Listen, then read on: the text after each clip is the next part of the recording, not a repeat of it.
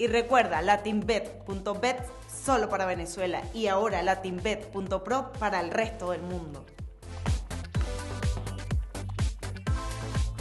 LatinBet, esto también es pasión.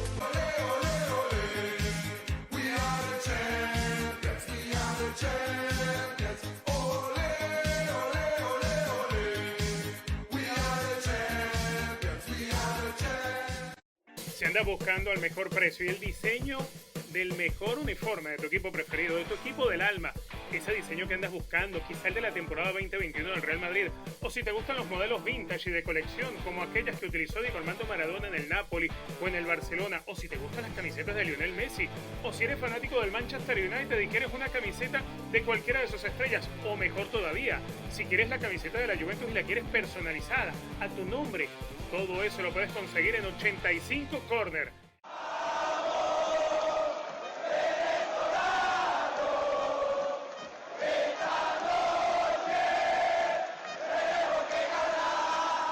Hola, qué gusto que me acompañen en esta reflexión que llamo Yo Opino.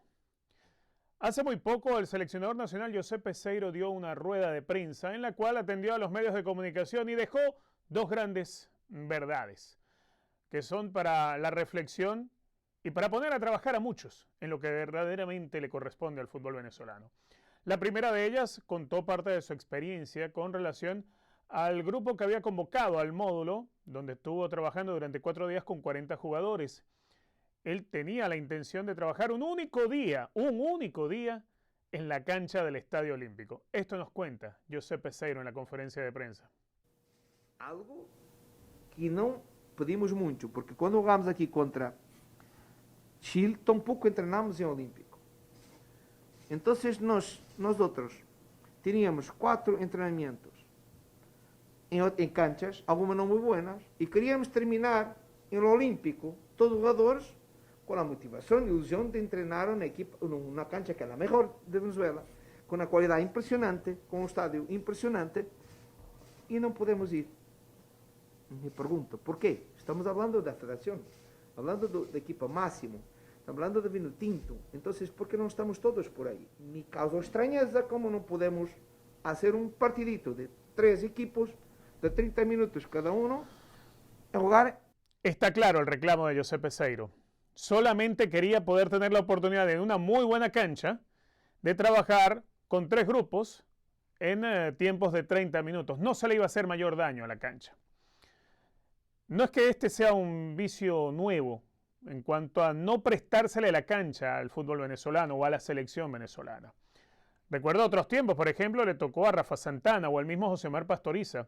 En una oportunidad, Rafa Santana trabajaba en el Brígido Iriarte con la selección que solo unos días después debía viajar a Ecuador para enfrentar a la selección meridional. En aquel momento estaba al mismo horario, en el mismo escenario, entrenando a la gente de la Academia Militar de Venezuela. Estaban entrenándose en la cancha del Brígido Iriarte, pero no al fútbol, lanzando jabalina, lanzando bala, lanzando martillo. Y a la selección de Venezuela le permitieron solamente utilizar la mitad de la cancha. Rafa Santana trataba de dirigir ejercicios tácticos en aquel momento, pero luego estaba parado en la mitad de la cancha, atento de que no llegara uno de los objetos que estaban lanzando los alumnos de la Academia Militar. Eso parecía pertenecer al pasado, pero hemos vuelto a los nuevos vicios. Vicios en los que, bueno, por alguna decisión no se le presta la cancha a una selección de Venezuela. A veces algunos escudados en la excusa de que, bueno, si hay dinero para mover a la selección y no hay dinero para darle un presupuesto justo a las universidades, entonces no debería prestársele la cancha.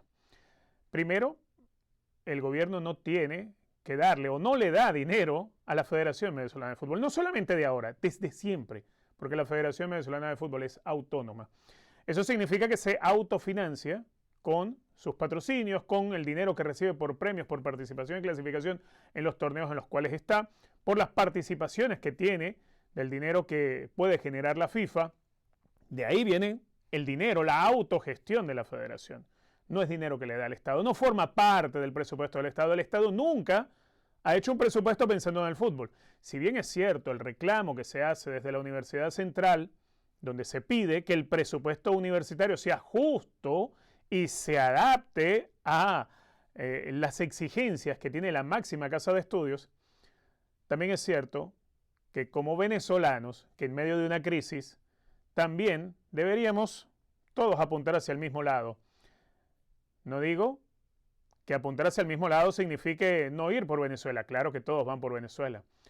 Pero si se tiene la oportunidad de prestar una cancha de un estadio por un día, por una tarde, porque está entrenando la selección nacional de Venezuela, la que representa a todos, sean rojos, azules, amarillos, del color o de la preferencia política que sea, que es lo único que realmente es inclusivo en estos momentos. Cuando hablamos de alguna selección de cualquier deporte es inclusivo porque es la del país. Entonces se supone que todos deberíamos poner de nuestra parte. Muy mal por las autoridades universitarias o por quien haya tomado la decisión, muy mal por esa persona, de no haber cedido la cancha del Estadio Olímpico para tal fin. La otra perla que ha dejado José Peseiro. Bueno, lo que es natural, su preocupación porque el torneo del fútbol venezolano no arranca. No solamente no arranca el profesional, no arranca la segunda y no arrancan las categorías menores. Hace mucho rato no se juega fútbol profesional, desde aquella famosa burbuja, las dos burbujas que hicieron en el torneo de adecuación y que terminó por darle el título al Deportivo La Guaira. Eso hace ya enero, febrero, marzo, 3 meses y contando. Y cuando se esperaba que se iba a comenzar en los primeros días de abril, pues desde el IND, desde el Ministerio del Deporte, nos enteramos que ahora se está buscando una nueva fecha.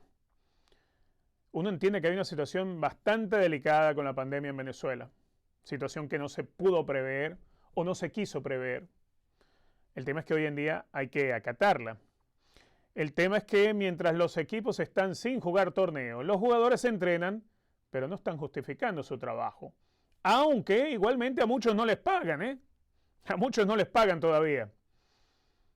La nueva propuesta, otra vez, desde el Ministerio del Deporte, es volver al esquema de las burbujas y se estudia en varias ciudades para que sean varias burbujas.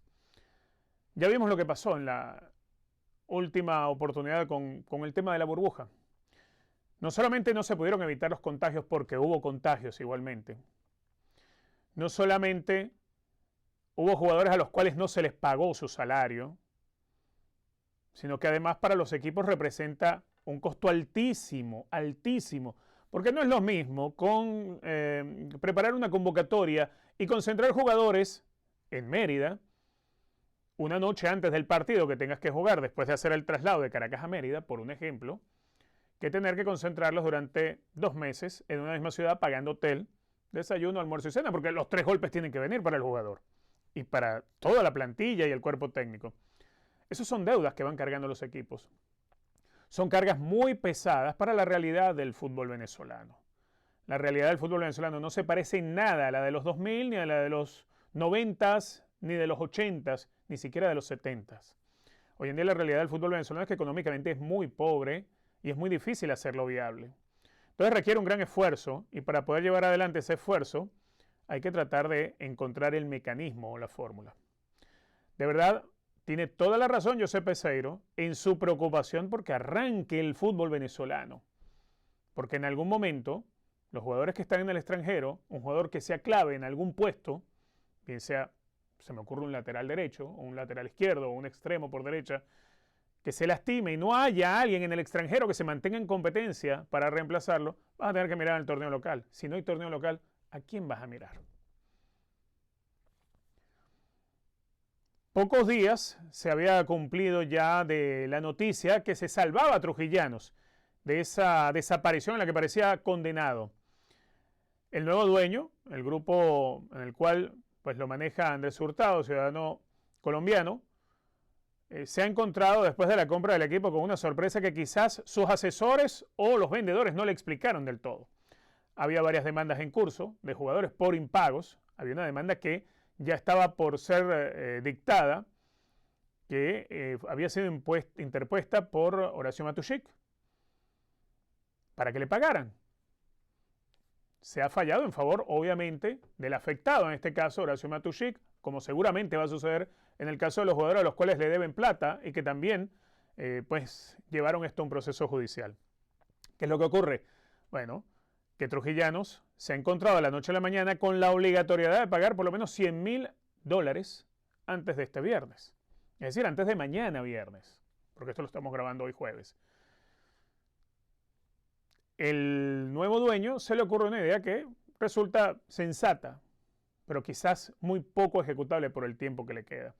Que es, bueno, dar una participación, él decía en un audio que se filtró a los medios, liberar un 10% del valor del equipo y vender 5.000 participaciones a fanáticos del club como especie de membresía o especie de sociedad del club a $20 cada uno. Si usted multiplica 5.000 por 20, da $100.000. Se podría pagar la deuda. Muy bien. Eso estaría buenísimo si se pudiera hacer. No sé si la realidad del país lo permita hoy en día. No sé si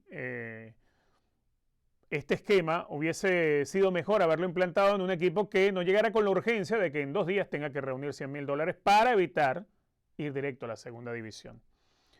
Ojalá las cosas salgan bien, pero no parece un escenario ideal ni muy alentador para la gente de Trujillanos. La verdad, el fútbol venezolano va a seguir siendo el más fuerte del mundo. Porque vaya que lleva palos el fútbol venezolano. Los lleva de las autoridades de una universidad que no prestan una cancha, los lleva de aquella lucha marginal y ridícula de poder entre Federación, Liga, Instituto Nacional de Deportes, Ministerio, todos cayéndose a golpes, también las asociaciones. Y ahora esto. Equipos que parecieran estar salvados, aparece alguien, compra el equipo y después resulta que hay una deuda detrás y es de pago urgente y no hay manera de pagarla. Amanecerá y veremos, pero el fútbol venezolano va a seguir siendo el más fuerte del mundo, créanme. Porque con todas estas cosas que le pasan, con todos los palos y palos que lleva, siempre va a estar ahí. Esto opino.